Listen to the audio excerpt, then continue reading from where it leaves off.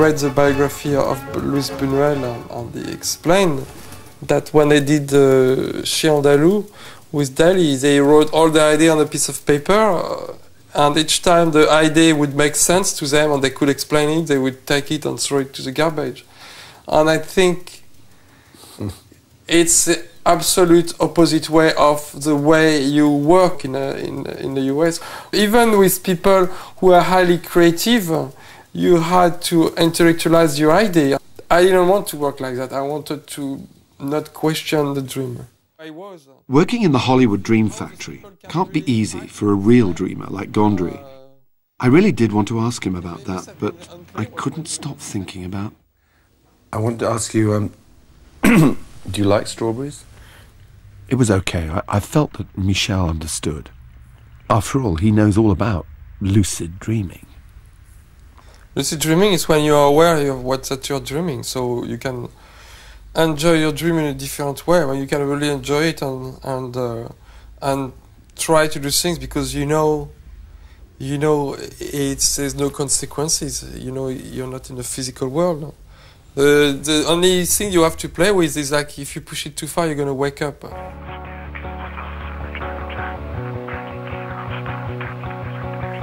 Generally, if you're male, you're gonna end up to try to have sex with all the women you can, but you should wake up before anything serious happens.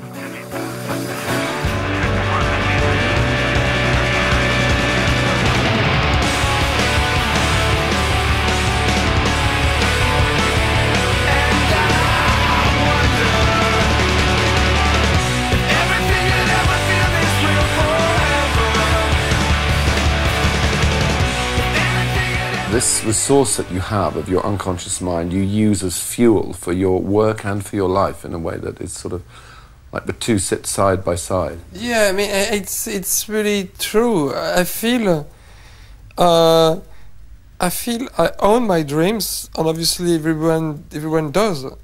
And I feel every night I have this kind of filmothèque, cine club, that I visit, and I can dig anything I want for free and use it for my work. So that was the idea for me to do the science of sleep, is to do a sort of documentary with any type of technique I wanted to use about what's going on in my dreams.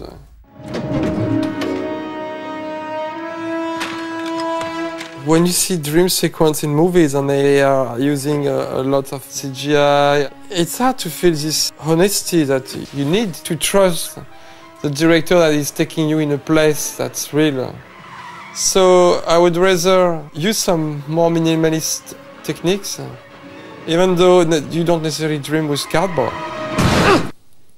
And I learned later on that some of the ideas I had, especially when I do video, the more tenuous they were, the more absurd they were, the more I wanted to fight for them and make them exist. And it's how I would do sometimes my best work. Like when an idea is great, it's on the verge of being stupid.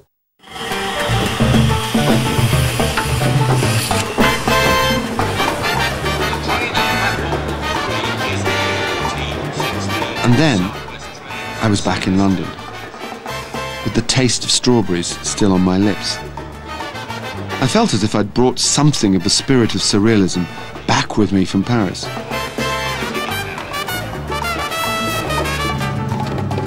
We haven't always seen eye to eye with surrealism in Britain. I have a theory about that. I think we're in denial.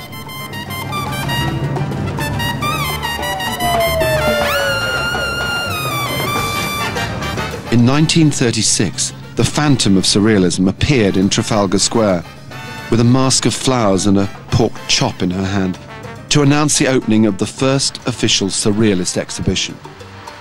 Thousands of people went to see the show, but most of them went to laugh.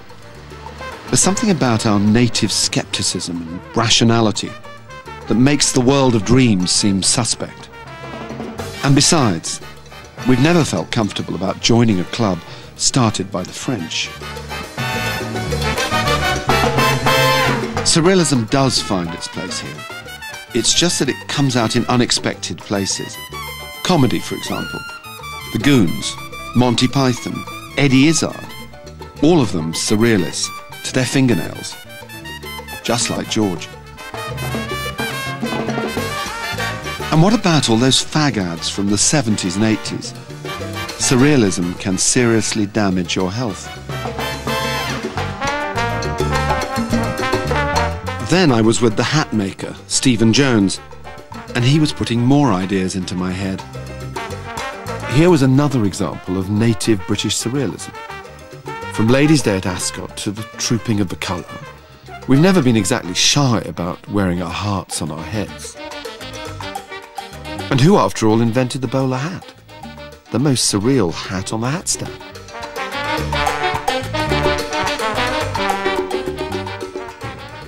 Surprisingly, the people who seem to be most in denial about surrealism are British artists, especially the Brit art generation, whose work has to comply with the intellectual rigours of conceptual art. What is conceptual art anyway? Just surrealism with footnotes. The art world has been hijacked by intellectuals, and so being able to understand it, to get it, that's been overvalued, I think, in the last few decades, as opposed to a kind of more visceral experience of art, and perhaps a more unconscious experience of art that perhaps the surrealists were interested in. And then I was having a conversation with a strikingly tall transvestite. So I think that might be one of the reasons why surrealism has been downgraded. It was Grayson Perry, maker of pots, wearer of frocks, winner of a Turner Prize. Here was someone who's taken the logic of dreams and fantasies and applied it not just to his art, but to his life. Yeah, but being human. I think that was what appeals to me about surrealism, is that it's sort of, you know, especially things like sexuality, it kind of embraces the dark side of being sexual. And I think, you know, a lot of the time the modern world tries to fit us human beings into a box that we're not really going to fit, because we're the same kind of animals we were 30,000 years ago, and we have got the same pretty useless desires, especially men. You know, they're walking around, you know, hunter-gatherer fucking machines. They're not really much use these days. So I quite like the fact that the surrealism, you know, through that kind of, like, you know, ability to acknowledge that kind of underbelly, what's going on underneath everything all the time. Then Grayson showed me an extraordinary map that he'd drawn. It was nothing less than a map of his own mind.